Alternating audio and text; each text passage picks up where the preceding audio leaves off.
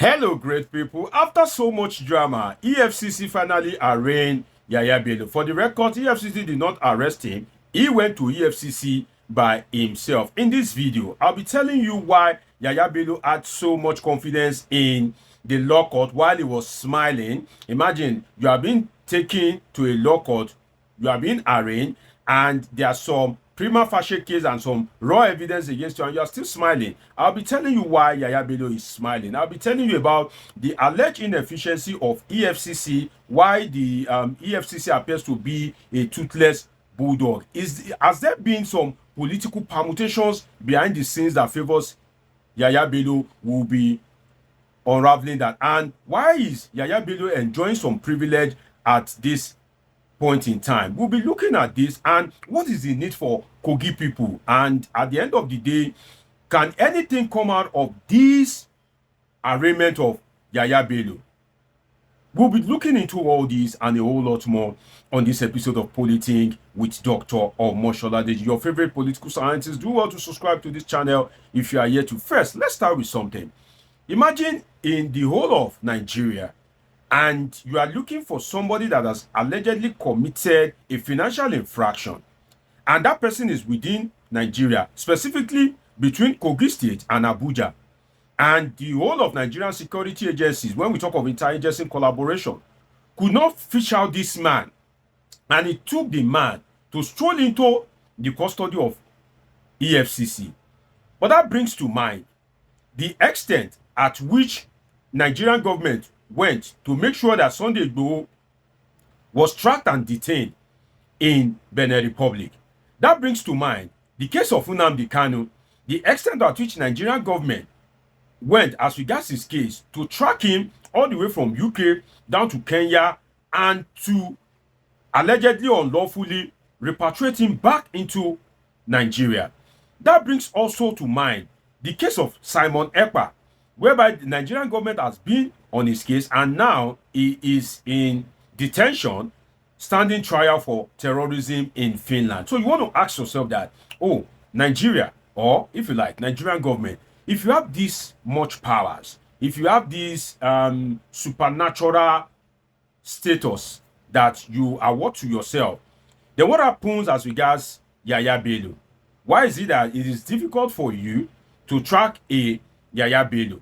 And are your security agencies not loyal to you because there are people that are working with Yahaya Bello or with Usman Ododo, the governor of Kogi State? So why has the Nigerian government failed to arrest Yahaya Bello? He walked into the EFCC custody, and at the end of the day, after a few days, he was arraigned.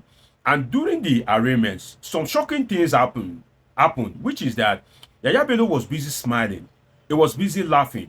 And at the end of the day, he got what I can call a slap on the wrist that, okay, go and stay in EFCC facility pending the time whereby we will hear your bail application. You can imagine that.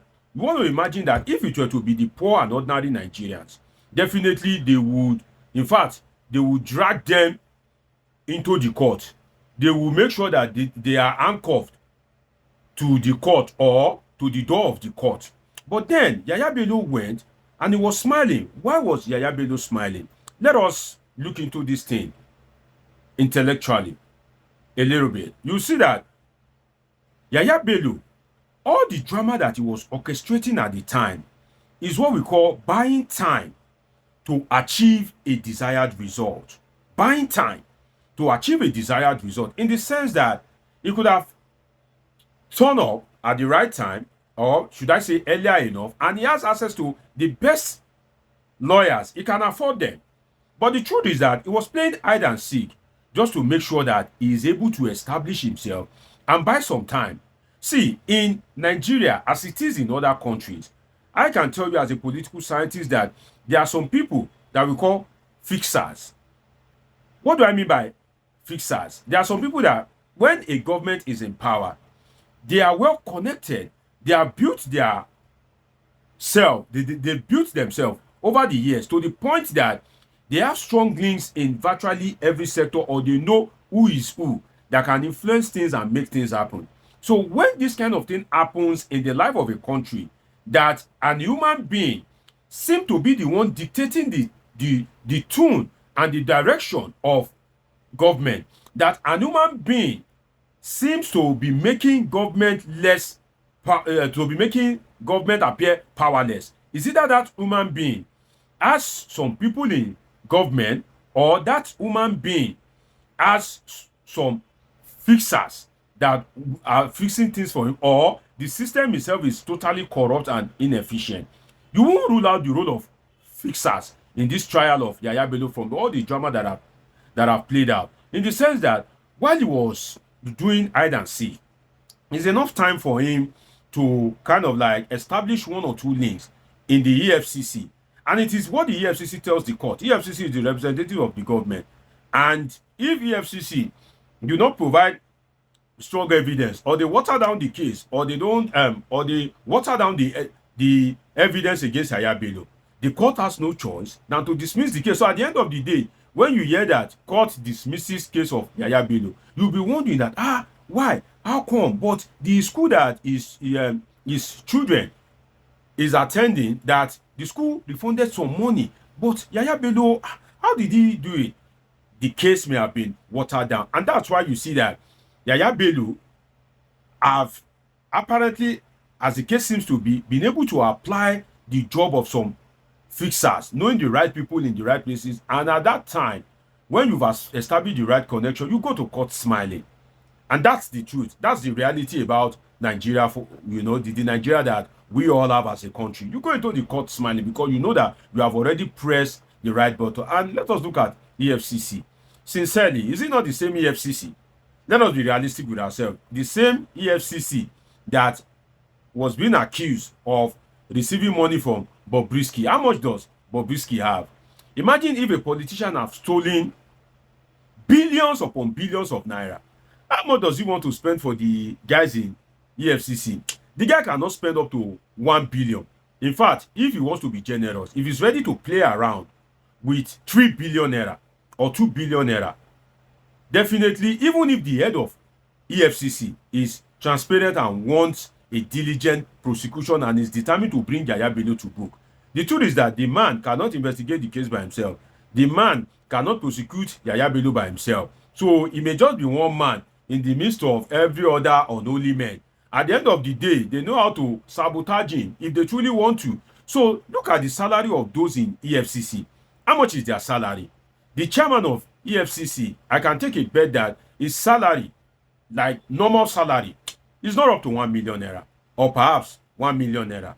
That is the salary, because the salary of the president, I think, is about maybe 1 point something, just a little bit above 1 million. So all those PAMSEC, all those governors, the salary of governors across Nigeria is about 1 million or a little bit above 1 million.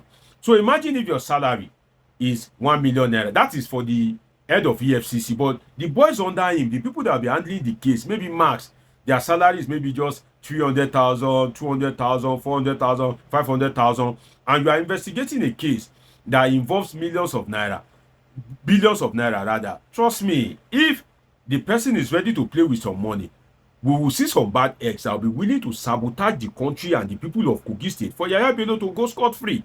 And that's the truth. And this is not to cast aspersion on the entirety of EFCC. No, there are some brilliant EFCC officials. There are some, outstanding EFCC guys. There are some guys that truly know the work of tracing and tracking funds across the world and are committed to bringing those that they have strong evidence to book. But the question is, how many percentage are they in the true sense of it? Maybe just 3 or 4% in the whole of EFCC. So they are like a minority among the unholy majority. Now, let us look at what is in this for the people of Kogi State. It is double tragedy for the people of Kogi State, in the sense that, let's do some arithmetic here. Yahaya Bello, former governor of Kogi State, immediate past governor, allegedly stole billions of Kogi State money. Kogi State is not a super rich state. I don't want to say not rich or poor, but I know it's not a super rich state, because you can't compare Kogi State to the likes of Rivers State, Akwa Ibom State, the oil producing state. So Kogi State is not a super rich state, and one man allegedly stole billions of naira, and is paying his child school fees in dollars for so many years to come, whereby the children of the poor cannot go to school.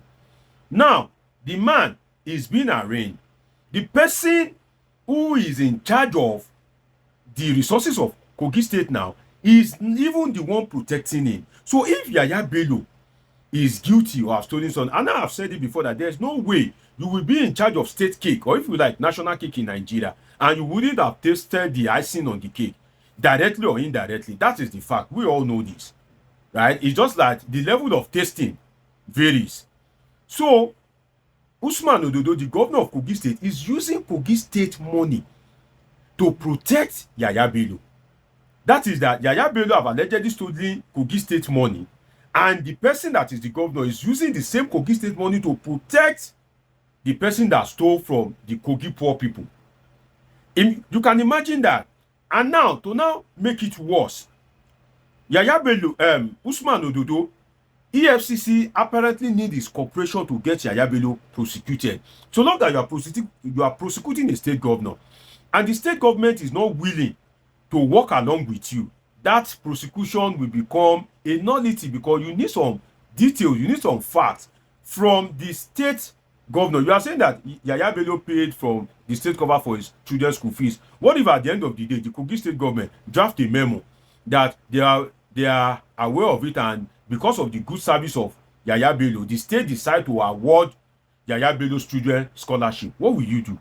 So in other words, you need a cooperative state government for you to prosecute a former state governor. So Usman Ododo will protect his political godfather Yahaya Bello to the last.